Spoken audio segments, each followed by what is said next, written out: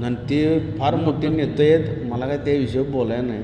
म्हणजे माझी पात्रता नाही एवढ्या मोठ्या पदाधिकाऱ्यावर बोलणं. त्यांचं काय झाले काय नाही त्यांचं त्यांना माहीत, मला माहिती पण करून घ्या. मला एवढंच वाटतं की तुम्हाला शहरप्रमुख पद दिलं होतं ना, बारकं पद आहे ते. एवढं मोठ्या पदावर बसून परत तुम्ही नाराजी करता म्हणजे चुकीचं आहे.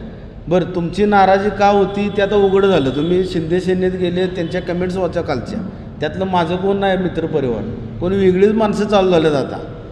जो कोण फुटेल त्याला पब्लिक दणका लागली, मी नाही.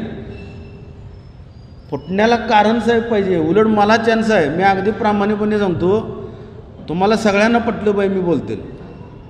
मी शिवसेना पक्षाच्या नावावर माझ्या आयुष्यात कधी कुठली निवडणूक लढवलेली नाही.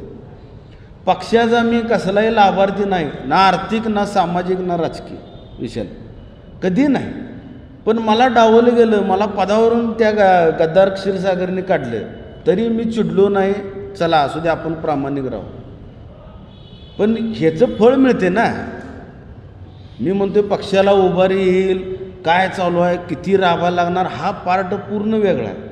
पण साहेब, प्रामाणिकपणाला प्राधान्य देणारी जनता अजूनही महाराष्ट्र राज्यामध्ये आणि आपल्या देशात शिल्लक आहे, आणि ती जनता आमच्या पाठीशी आहे. या सरकारनं फक्त EVM बाजूला ठेवून मतदान घ्यावं.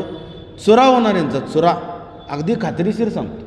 म्हणजे मी माझ्या शब्दात शब्द वापरलो, 100% सांगतो साहेब.